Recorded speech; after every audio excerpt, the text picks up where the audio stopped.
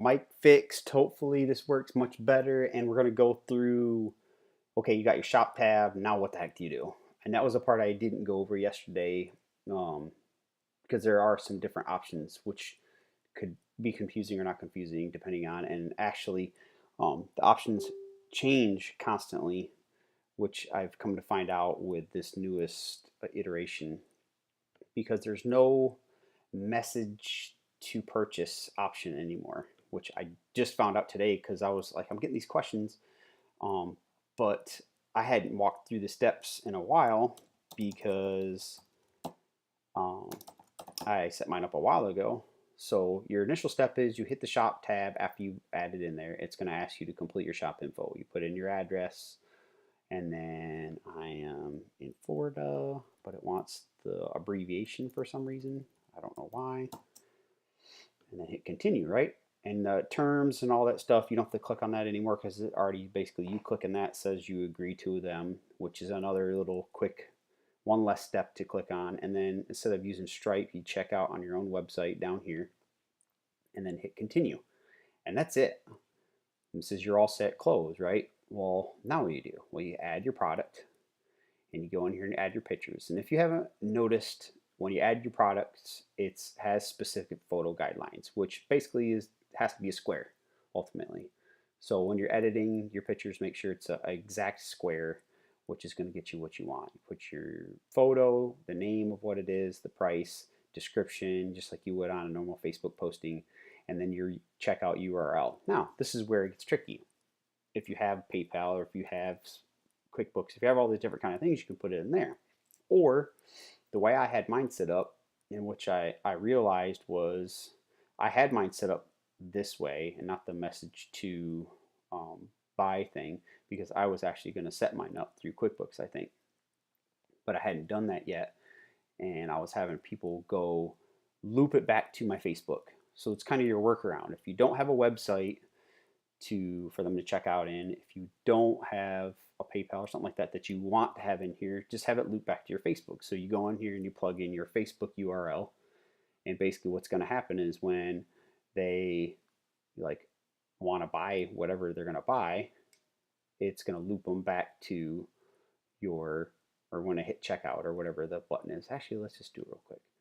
So I'm going to go Facebook pictures. I'm just going to pick one here, right? So I'll pick this Sunset over Tampa thing right here. Okay, let's do this and this, test, and you're going to put the amount, something like that, and then test, and then my Facebook URL, which I gotta go grab real quick because this is not the one that we want, right?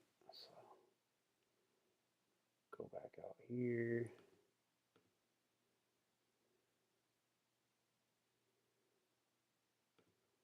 So I'm gonna copy that and I'm gonna paste it into this bad boy right here like this. Boom, right? I'm gonna try to anyway. Okay, that didn't work. One more time. Copy. Be nice to me here. There it goes. Okay. So share this product on your page. Yes, if you want it to. And then hit save, right? So you save that. And then, of course, it doesn't show there because for whatever reason it takes a second for it to refresh or load or verify your information. Because I actually had it one time where the terminology in it made them so that they didn't allow it. Don't ask me why. I have no idea what that was about. So I had to send a message back to them saying, hey, oh, there it is, processing. That's what it'll say. So, okay, so they'll open up and it'll say check out on website. So they'll click this button and it'll loop them back to your Facebook, because as it says, this will take you to your facebook.com. So ultimately, it's just going to loop them back to you. So then they're going to be like, oh, well, I need to send them a message. So if you have your send message button up at the top, then they'll just send you a message, or they'll comment right in here. And that's what happened to me the other day. The young lady that bought this just sent me a comment right here. Said, hey, Mark, is this still available? I said, yep. And then we just commented right straight through here. And then we talked, got all information for her to pay for it. And I went through the mechanisms that I used to have her pay for it, and that was it. So that's how that'll look. Um, I'm pretty sure there was a message to buy button back when it first started, but what I'm learning now is that they've streamlined it to either you check out on Facebook or you check out on your own website. Those are your two options now. So there's not a message option that I'm seeing right now. But again, it's Facebook is a fluid thing, so things change a lot.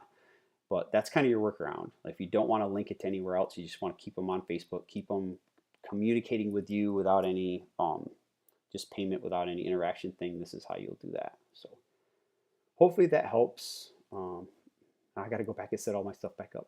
But I wanted to make sure I did another little video to walk you through how to set it up part, because there's been some questions today.